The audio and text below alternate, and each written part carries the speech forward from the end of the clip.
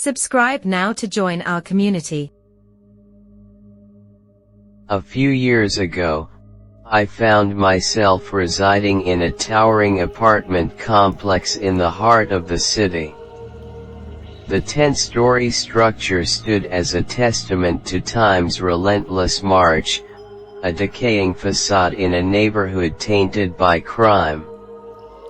My dwelling rested on the 8th floor, and as my imminent departure loomed, I remained detached from my neighbors, indifferent to the urban stories that whispered through the walls. One wearisome Friday night, after enduring the demands of work, I sought refuge in the aging elevator. As I pressed the button for my floor, the door slid open to reveal a peculiar figure standing within. Dressed in a long overcoat, the man wore his hat pulled low, concealing his eyes. "Hello," I greeted, attempting politeness. However, the man remained silent, offering no response to my civility. As I exited, he brazenly pushed past me, commandeering the elevator and jabbing at the buttons with impatience. Muttering about his discourtesy, I unlocked my apartment door, eager to escape the trappings of the outside world. A quick decision led me to the bathroom, where I caught sight of an unsettling sight in the mirror. A dark red stain adorned the sleeve of my shirt, an uncanny resemblance to blood. The realization struck me: the stranger from the elevator had left an indelible mark, and the source of the stain was as mysterious as the man himself. Unable to shake the feeling of discomfort, I locked my front door, discarded the bloodied shirt, and took a shower. Sleep, however, eluded me, as the events of the night swirled through my restless mind. The next day, a Saturday awaited me, filled with plans for a date with an attractive acquaintance. As I prepared, the doorbell rang, an irritating intrusion that delayed my departure.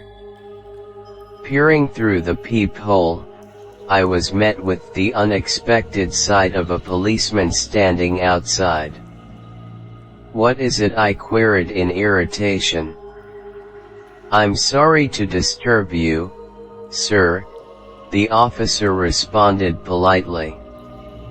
"I wanted to ask you some questions.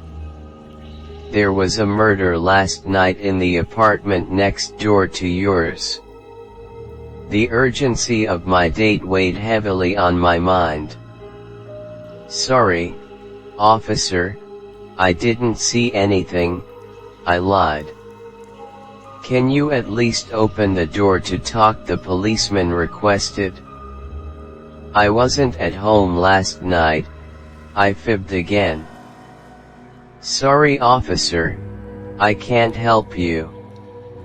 Respecting my refusal, the policeman departed, leaving me to resume my date preparations. In the following days, an undercurrent of nervousness gripped me.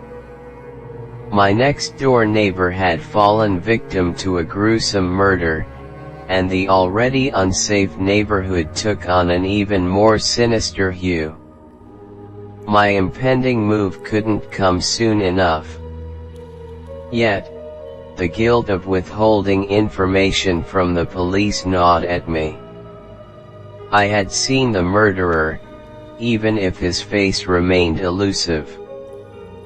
Perhaps, in my haste, I could have provided a crucial detail to aid in the investigation. Such details often proved instrumental in solving crimes, and my conscience wrestled with the choice to remain silent. Days passed, and my unease heightened. Morning arrived, accompanied by an unsettling stench in the hallway. Investigating its source, I traced it to the apartment next door.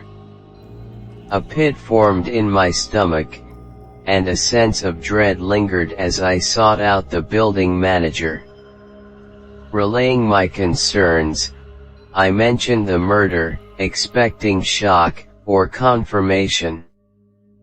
To my surprise, the manager claimed ignorance, insisting that no such incident had occurred in the building. Persuading him to accompany me back to my floor, the smell intensified, guiding us to the neighbor's apartment.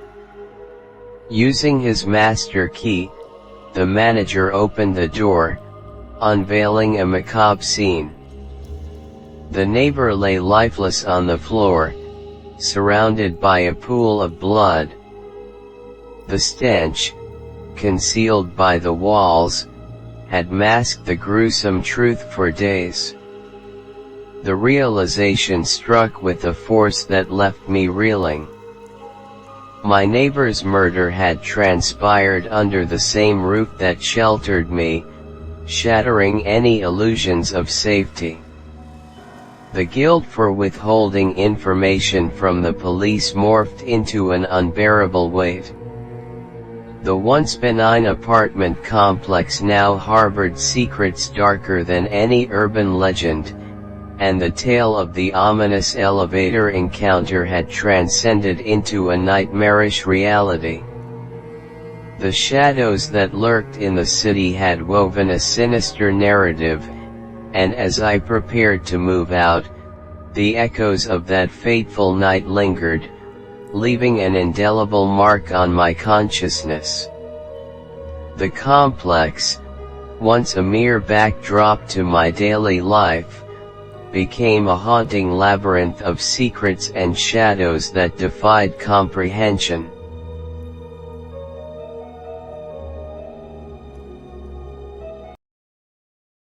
Join our community. Subscribe for engaging content, like to show support, comment to share your thoughts, and share to spread the love. Let's connect and grow together.